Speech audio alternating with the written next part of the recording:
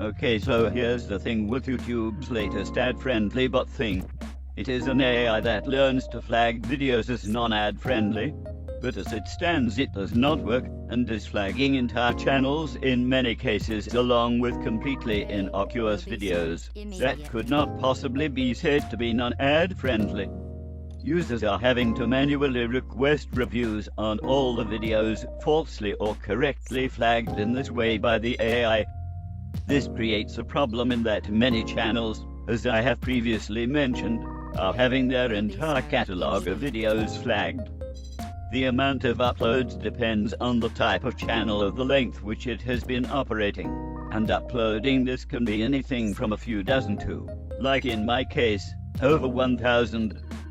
To have to manually request verification on this amount of videos is extremely time-consuming. The videos flagged must have had over 1,000 views over 7 days before they are accepted for manual review and potential approval. And this causes all sorts of problems for smaller users. However, any channels with over 10,000 views will have their videos reviewed, no matter the view count. This reminds us of the priority nature of YouTube and the fact that they only let creators know about their limited ad status in blocks of priority based on their reach and numbers, meaning that many smaller users had no idea they were on limited ad status until only a few weeks ago. But here is the real catch. YouTube seemed to have released a piece of machine learning software that they knew would flag up huge amounts of material in order to use their user base unknowingly to teach the software how to better detect videos in order to increase accuracy. They knew these problems would occur, and yet they now claim this was all a mistake, and that system clearly needs improvement. Yes, they mentioned that these manual reviews would increase accuracy, but they did not mention this before the rollout of the machine learning. I don't think they are being honest about the scale of all this, and just how much they were relying on their user base to test out this machine learning software. How would they know to release the system that allowed larger channels to not have to get the 1,000 views before their videos were considered for monetization, if they were unaware of the potential scale of this problem before releasing the software?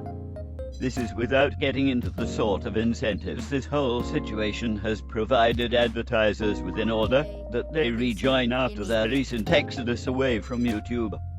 An example of this would be that some people are getting almost entirely limited ad status, but still seeing ads on their videos, and therefore are now being paid next to nothing for that same ad placement that, before the exodus, would have been comparatively costly.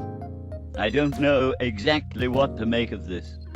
I've spoken to many YouTube employees and volunteers, but they uniformly offer tailored solutions through email and DMs only to people with large subscriberships. The sort of help allocated to smaller users tends to be a denial or link to a Google forum. Don't get me wrong, I have come across many really good people who work for the volunteering side of YouTube and who police extreme content / try to protect expression and speech rights on YouTube. But with this issue and the sort of potential complicity between advertisers and YouTube that is so detrimental to mainly smaller and voiceless content creators, I think it is fairly clear why all this would be better hushed up and not spoken about. So I guess my suspicion is that YouTube both got a good way to get advertisers to return through rolling out this flawed machine learning system and reducing ad rates massively, and that at the same time they were testing out and improving a piece of software and technology by forcing their mainly smaller creators to manually review potentially hundreds of videos, or risk their channels being effectively demonetized entirely